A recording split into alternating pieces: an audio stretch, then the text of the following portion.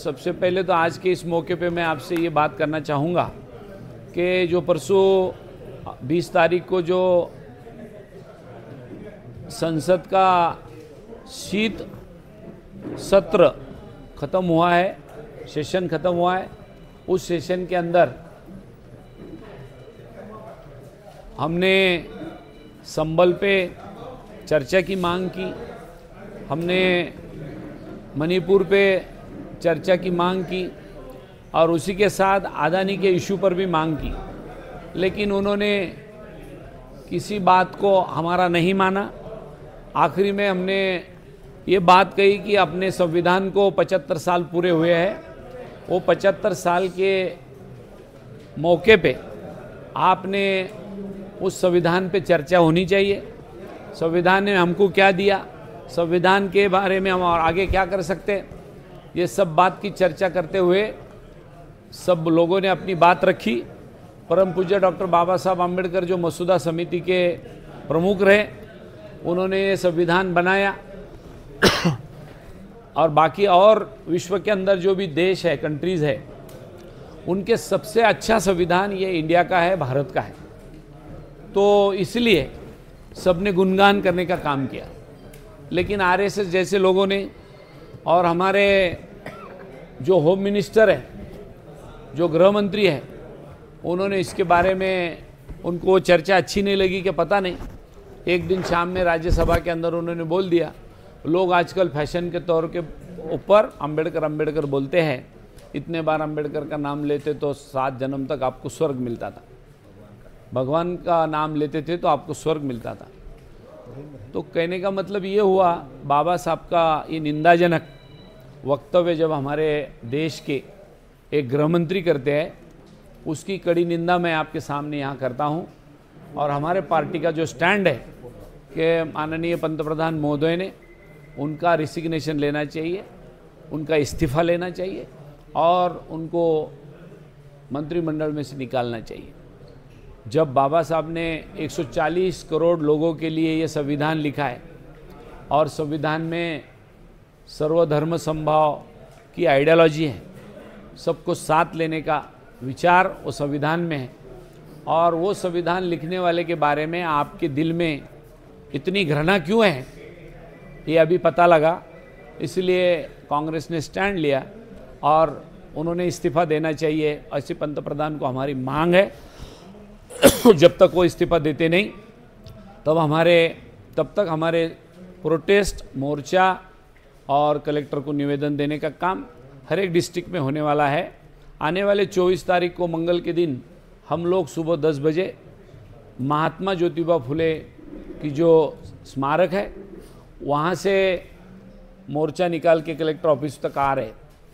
वहाँ मोर्चा निकालते समय बाबा साहब के स्टैचू को भी हार डालेंगे, उनका सम्मान करते हुए हम मोर्चा निकाल के कलेक्टर ऑफिस में आएंगे और कलेक्टर ऑफिस में सम्मानीय कलेक्टर महोदय को हमारा निवेदन उनको सौंपेंगे कि उनको पंतप्रधान जी ने उनका जल्दी से जल्दी रिज़ाइन लेना चाहिए, इस्तीफा लेना चाहिए। शुक्रिया। आपल्या सगळ्यांना काँग्रेस पक्षाच्या वतीने परत एकदा आपलं सगळ्यांचं स्वागत करतो आणि आपल्याला धन्यवादही देतो। ज्या 18व्या आपल्या देशाच्या लोकसभेची निवडणूक झाली त्याच्यानंतर काल परवा जे हिवाळी अधिवेशन देशाच्या संसदेचं काल 20 तारखेला संपलं परवा, त्या संसदेच्या अधिवेशनामध्ये भारतीय जनता पक्षाने जेव्हा जमेल तेव्हा संविधानाचा, परमपूज्य डॉक्टर बाबासाहेब आंबेडकरांचा जिथं कुठं आपल्याला अपमान केला जाईल ती करण्याची कोणतीही संधी सोडली नाही। आणि या अनुषंगाने आज मुद्दाम मी आपल्याला भेटीला बोलवलं की अशा पद्धतीची भूमिका ही सरकारची असता कामा नये। सरकार हे निश्चितपणाने आपल्या सगळ्यांचं राहतं, ते काही भारतीय जनता पक्षाचं सरकार नाही, किंबहुना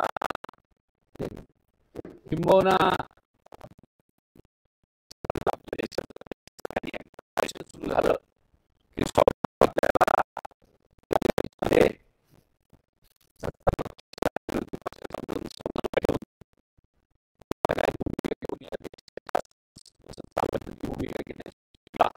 साधारण संस्थेने आणि त्या इतिहासाच्या माध्यमातून यावेळेला आपल्या देशाचं संविधान ज्या परमपूज्य डॉक्टर बाबासाहेब आंबेडकरांनी लिहिलं त्याला 75 वर्ष पूर्ण होत आहे। त्या 75 वर्षाच्या पूर्तीनंतर आपण सिंहावलोकन करायची गरज होती। काय कॉन्स्टिट्यूशनने आपल्याला दिलं, बाबासाहेबांनी या कॉन्स्टिट्यूशन मध्ये कशी परिपक्वता धरून सगळ्यांना समानतेचा बंधुत्वाचा अधिकार कसा दिला, या बाबीवर ज्या संविधानाचं वय आज 75 वर्ष झाल्यानंतर संविधानावर आपल्या अमृत महोत्सवामध्ये चर्चा व्हावी अशी मागणी काँग्रेस पक्षाकडून संसदेमध्ये मांडली गेली। पहिल्यांदा आम्ही अदानीवर चर्चा मागितली, आम्हाला दिली नाही। त्याच्यानंतर संबलवर चर्चा मागितली, आम्हाला दिली नाही। अशा वेगवेगळ्या विषयावर, त्याच्यात मणिपूर एक आहे, अशा वेगवेगळ्या विषयावर चर्चा मागितली, केंद्रातल्या सरकारने दिली नाही। पहिला सभागृह बंद राहिलं।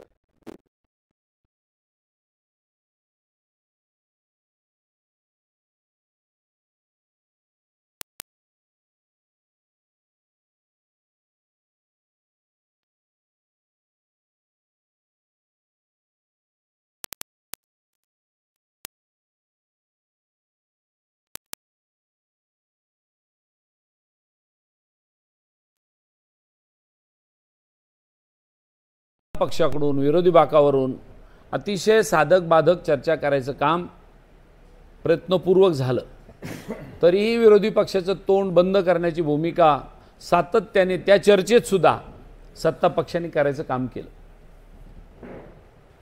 आणि स्वाभाविक की ज्या संविधानाचं लिखाण मसुदा समितीमध्ये परमपूज्य भारतरत्न डॉक्टर बाबासाहेब आंबेडकरांनी केलं, स्वाभाविक प्रत्येकजण सत्ता पक्षातला विरोधी पक्षातला डॉक्टर बाबासाहेब आंबेडकरांचं नाव घ्यायचं। बाबासाहेबांनी संविधान लिहिलं आणि बाबासाहेबांच्या सन्मानाकरता दुसरा काय हेतू नाही याच्या पाठीमागचा, व्यक्तिगत तर कोणाचाच नाही। आणि आपल्या कॉन्स्टिट्यूशनबद्दल आपल्या संविधानाच्या प्रती भावना चांगल्या ठेवाव्या, एवढ्या भावनेतून आम्ही होतो। शेवटी त्यांनी ते केलं नाही। आम्ही आज आपल्याला हे सांगायला मुद्दाम बोलवलं की आम्ही BJPच्या या मात्र संस्थेचा आणि या मंडळीचा आम्हाला आजचा नवीन इतिहास आम्हाला काही पाहायला मिळालेला नाही आहे, जुनाच आहे। त्यांना हे समता बंधुता हे काही मान्य नाही। त्यांना वेगळ्या पद्धतीचा हुकुमशाहीकडे घेऊन चालायची वाटचाल या निमित्ताने करायची असल्यामुळे त्यांना वेगळ्या पद्धतीने जायचं आहे।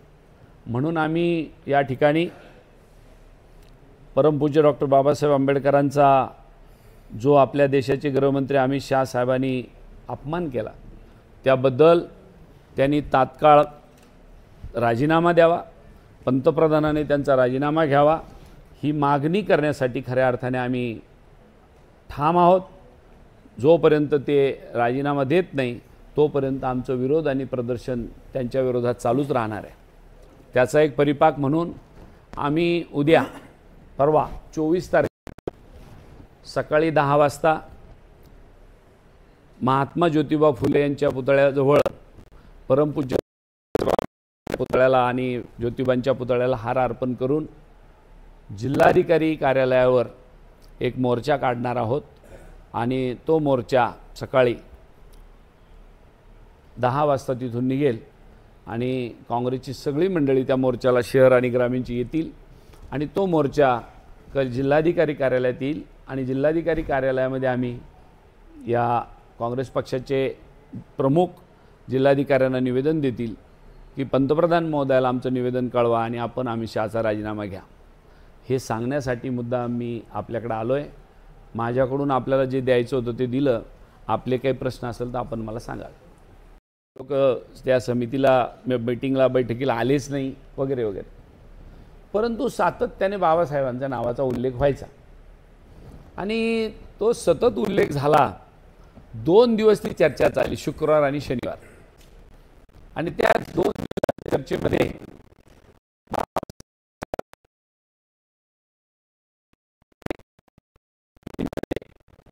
आपल्या देशातल्या गरिबापासून श्रीमंतापर्यंत आर्थिक नीती काय असावी, जलनीती काय असावी, अशा वेगवेगळ्या बाबीवर आर्टिकल लिहिले. किंबहुना आपल्या घटनेमध्ये सगळ्या तरतुदी करून ठेवल्या. आधी त्याच्यातलं छोटंसं उदाहरण द्यायचं ठरलं तरी अमेरिकेसारख्या देशाच्या घटनेमध्ये काळ्याला मतदान करू द्यायचं का नाही, मतदान करू द्यायचं का, फक्त महिलांना मतदान करू द्यायचं नाही का, इथपर्यंत त्या बाबीचा अभ्यास करून आपल्या देशामध्ये महिलांना सुद्धा पहिल्याच निवडणुकीमध्ये पुरुषांच्या बरोबरीने मतदानाचा अधिकार या घटनेमध्ये दिला. इतकी आपली घटना चांगली लिहिली गेली आणि त्या घटनेचा आदर्श किंवा ती घटना स्वीकारायचं काम तत्कालीन पंतप्रधान पंडित जवाहरलाल नेहरू, महात्मा गांधी, जी काही मंडळी होती आपल्या त्या काळात, त्या सगळ्या मंडळीने बाबासाहेबांचं नावच मसुदा समितीत दिलं. हेच एक ग्रस्त आहे की हे संविधान चांगलं लिहू शकते. ते संविधान स्वीकारलं. आज 75 वर्ष झाले, त्यातले 10 वर्ष जर यांचे सोडले तर जवळजवळ 55 ते 65 वर्ष काँग्रेसने या संविधानात जीवापाड जपलं. वास्तविक याची तोडमोड करता आली असती किंवा याला सोडूनही देता आलं असतं, पण काँग्रेसची आयडियॉलॉजी आणि बाबासाहेबांनी दिलेली घटना ही एकच असल्यामुळे त्याला आणखीन कसं तळागाळाच्या माणसापर्यंत नेता येईल. बाबासाहेबांनी ज्या घटनेची प्रस्तावना लिहिली, स्वातंत्र्यता, बंधुता, समता, सर्वधर्म समभाव, या पद्धतीचा विचार, आणि म्हणून खऱ्या अर्थाने आतापर्यंत सगळी सरकारही गेली, निवडणुका होत गेल्या, परंतु दुर्दैवाने परवा 2 दिवस सातत्याने गेलं की बाबासाहेबांनी इतकी चांगली पटत नाही.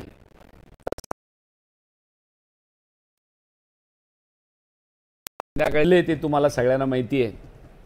आजकल एक फैशन हो गई है, लोग अंबेडकर अंबेडकर अंबेडकर अंबेडकर बोलते. इतने बार अंबेडकर बोलते तो 7 जन्म आप स्वर्ग में जा रहते थे, भगवान का नाम लेते थे. तो म्हणजे ते लोकशाहीचं मंदिर आहे. निश्चितच संविधानाबद्दल आणि बाबासाहेबाबद्दल सगळ्या लोकांनी त्याच्यावर चर्चा केली आणि त्याचा कोणाला आक्षेप घेण्याचं काही कारणही नव्हतं.